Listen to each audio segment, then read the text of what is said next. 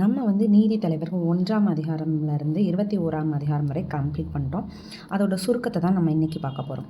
அதாவது முதல் அதிகாரத்தில் நம்ம என்ன பார்க்குறோன்னா, கானானியர் மற்றும் கேனியரோட போர், அப்புறம் இஸ்ரேல் மக்களான அந்த 12 குலங்களால் கைப்பற்ற முடியாத இடங்கள், அதை பற்றி நம்ம பார்க்குறோம்.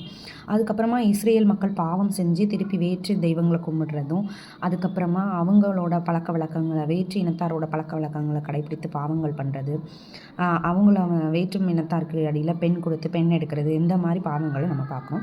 அதுக்கப்புறமா ஒவ்வொரு நீதி தலைவர்களாக எழும்புகிறாங்க. ஒத்தேனியேல், ஏகூது, சம்கார், தெபோரா, கிதியோன், தோலா, யாயிர், இப்தா, இப்சான், ஏலோன், அப்தோன், சிம்சோன்னு ஒரு நீதி தலைவர்களாக நம்ம பார்க்குறோம். மீகான்கிறவர் வந்து ஒரு லேவிய குருவை வந்து அவர் வீட்டில் வச்சுருக்கிறத பார்க்குறோம். அதுக்கப்புறம் ஆண் மக்கள் வந்து இலாய்சேங்கிற இடத்த வந்து கைப்பற்றுறதை நம்ம பார்க்குறோம். லேவிய குருவோட மனைவியை பென்யமீனில் உள்ள இலி மக்கள் வந்து கொலை பண்ணுறாங்க. அதனால் லேவிய குருவானவர் வந்து அலையுண்ட அவருடைய மனைவியை 12 துண்டுகளாக வெட்டி 12 குலத்துக்கும் அனுப்புகிறாரு. அதனால் மற்ற இஸ்ரேல் மக்கள் அனைவரும் சேர்ந்து பென்யமீன் மக்களை எதிர்த்து போர் செய்கிறாங்க.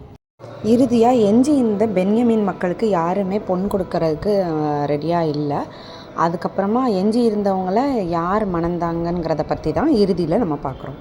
தலைவர் எந்த குலத்தை சார்ந்தவங்க, எந்த நாட்டுக்கு கீழே இஸ்ரேல் மக்கள் அடிமைகளாக இருந்தாங்க, அதுக்கப்புறம் எத்தனை ஆண்டு அவர்கள் நிம்மதியாக இருந்தாங்க, இல்லை எத்தனை ஆண்டு நீதி தலைவர்கள் அவங்கள ஆட்சி செய்தாங்க, அப்புறம் யாரை எதிர்த்து போர் பண்ணாங்க, அப்புறம் அந்த நீதி தலைவர்களுடைய தந்தை, அப்புறம் அவங்க இஸ்ரேல் மக்கள் எத்தனை ஆண்டுகள் அடிமைகளாக இருந்தாங்க இந்த மக்களிடம் அப்படிங்கிறது, அப்புறம் அதில் உள்ள சிறப்பான விஷயம் என்ன.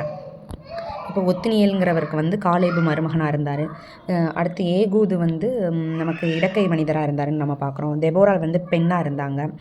அதுக்கப்புறமா கிதியோன் வந்து அஞ்சினமாக பயப்படுறவராக இருந்தார்.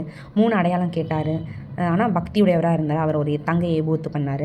அதுக்கப்புறமா தோலா, யாயிர் பற்றிலாம் நமக்கு கொஞ்சம் இன்ஃபர்மேஷன் தான் தெரியுது. இப்தா வந்து அவரோட மகளை நேர்ச்சியாக கொடுத்தாரு. அப்புறம் பெத்லஹேமில் அடக்கப்பட்டாங்க. அப்புறம் சிம்சோன் பற்றி பார்க்குறோம். அவர் வந்து ஒரு நாசீராக இருந்தார். அவர் தலைமுடி தான் அவருக்கு பலமாக இருந்தது. இந்த மாதிரி விஷயங்களை வந்து நம்ம பார்க்குறோம்.